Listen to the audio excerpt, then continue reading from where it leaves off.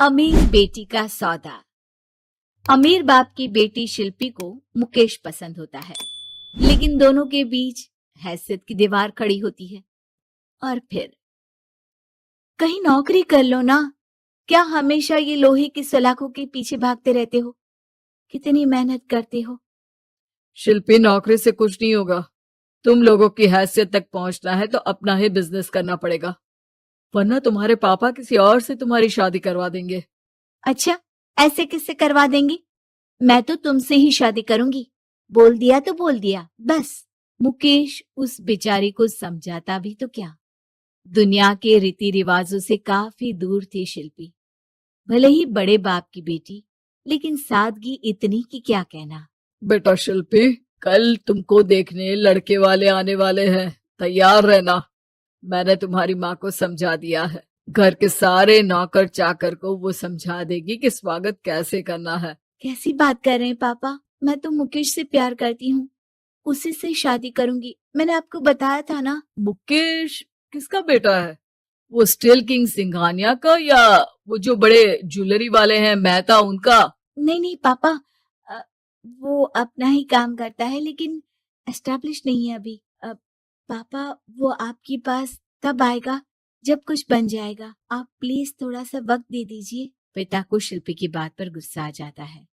वो उससे कुछ नहीं कहते और शिल्पी की माँ के पास जाते हैं। ये संस्कार देकर बड़ा किया तुमने शिल्पी को, और कैसे मैं किसी भिखारी के साथ उसकी शादी कर दूं?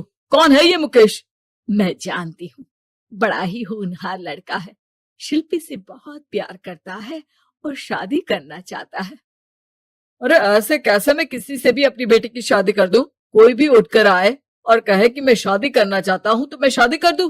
कान खोल कर सुन लो, कल उसे अच्छे से तैयार कर देना, क्योंकि जो लड़का मैंने देखा है शिल्पी के लिए, वो करोड़पति घर का बेटा है, समझी? लाख मना करने पर भी शिल्पी को उस लड़के से मिलवाया जाता है जो उसके पिता ने उसके लिए देखा था। देखिए, मैं किसी और से प्यार करती हूँ और उसी से शादी करूंगी। ये तो बहुत अच्छी बात है कि तुम किसी और से प्यार करती हो, क्योंकि मैं भी किसी और से प्यार करता हूँ।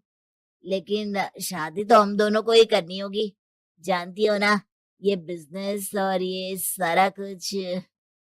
शिल्पी को समझ में नहीं आता कि वो क्या कह रहा है, लेकिन वो समझ जाती है कि वो लड़का भी किसी और से प्यार करता है। पिताजी, वो भी कह रहा था कि वो किसी और से प्यार करता है। हाँ तो करने दो ना, हमने तो नहीं रोका। तुम अपना देखो, शादी के लिए हाँ कर कर गया है वो। लेकिन क्यों? अरे वो और मैं दोनों ही एक दूसरे से प्यार नहीं करते, फिर शादी क्यों कर ले? पापा, एक बार सिर्फ मेरे कहने पर आप मुकेश से मिल ले। पिता शिल्पी के कहने पर फॉर्मेलिटी के लिए ही सही, लेकिन मुकेश को घर बुला लेते हैं। देखो, ज्यादा वक्त नहीं दे पाऊंगा। ये बताओ कि शादी के बाद कहाँ रखोगे उसे? 2 कमरे के मकान में? नहीं सर, मैंने 2 साल के बाद का सारा प्लान कर लिया है। मैंने आयरन इंडस्ट्री खड़ी करने के लिए पूरा ब्लूप्रिंट तैयार किया है। मेरी खुद की जगह है, दादाजी की। बस थोड़ा फंड का अरेंजमेंट हो जाता तो काम शुरू कर देता। अच्छा, मतलब तुम यहाँ फंड रेज करने आए हो? मुकेश समझ जाता है कि उसके पिता शिल्पी की शादी उससे कराने के मूड में नहीं है। फंड आप कभी दे भी नहीं पाएंगे मुझे। मुझे तो सिर्फ शिल्पी चाहिए। मैं उसके बिना नहीं रह सकता सर। मैं उसे बहुत खुश रखूंगा। वो तो हर पति का धर्म होता है। वो तो मैं किसी से भी उसकी शादी करा दूं, वो उसे खुशी रखेगा। लेकिन देखो, मैं ज्यादा बात को घुमाना नहीं चाहता। वो बड़े घर की लड़की है, उसे काम काज की आदत नहीं। अभी वो समझ नहीं रही, लेकिन तुम तो समझो। मैं किसी भी हालत में शिल्पी की शादी तुमसे नहीं करवा सकता। मुकेश पिता से लाख मन्नतें करता है, लेकिन वो नहीं मानते।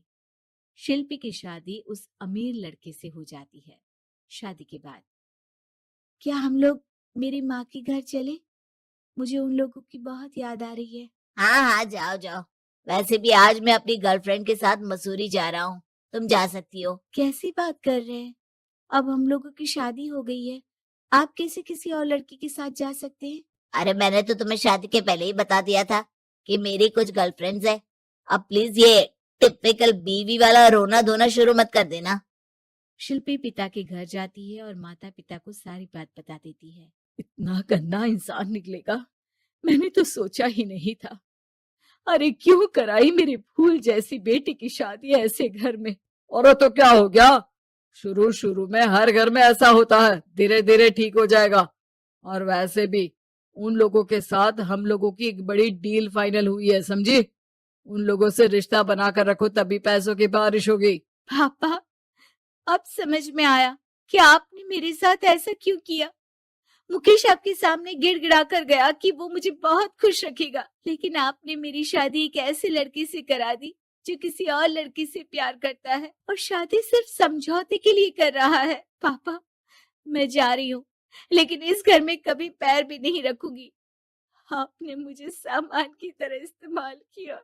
माँ शिल्पी को बहुत रोकती है, लेकिन वो एक नहीं सुनती।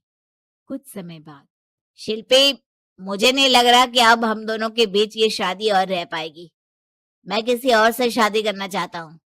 वैसे तुम परेशान मत हो ना, तुम्हारे पापा के साथ हम लोगों की डील जो चल रही है ना, वो नहीं रुकेगी, क्योंकि तुम बहुत अच्छी लड़की हो। ठीक है, मैं जा रही हूँ, तलाक के पेपर में साइन करके। लेकिन एक शर्त है, मैं कहाँ गई ये बात मेरे पिता तक नहीं पहुंचनी चाहिए। शिल्पी घर छोड़कर चली जाती है। वो एक नौकरी करती है और अपना जीवन खुद संभालती है। लेकिन एक दिन, शिल्पी जी, आपसे मालिक मिलना चाहते हैं। अब मुझसे क्यों? शिल्पी मालिक के कमरे में जाती है, जहां सामने मुकेश होता है। अरे आपको देखकर बहुत खुशी हुई, बहुत बड़े आदमी बन गए। थैंक्स, पर तुम्हें नौकरी करने की क्या जरूरत पड़ गई। मैंने तो सोचा भी नहीं था कि तुम मेरी शिल्पी होगी। तभी वहां शिल्पी के पिता आ जाते हैं। शिल्पी, तुम्हारे बारे में माँ से पता चला। घर चलो बेटा, मुझे माफ कर दो। मुकेश, मैं यहाँ अपनी कंपनी के काम के लिए आया हूँ। तुम्हारी कंपनी की डील अगर हमें नहीं मिली तो हम बर्बाद हो जाएंगे। वैसे अब तुम चाहो तो शिल्पी की शादी मैं तुमसे कराने को तैयार हूँ। बस करिए पापा, ये क्या सौदा लगा रखा है आपने। जिस कंपनी से आपकी डील हो, अपनी बेटी की शादी उसी के घर करा देते हैं। शिल्पी मुकेश से माफी मांगती है और वहां से जाने लगती है कि मुकेश उसे रोक लेता है।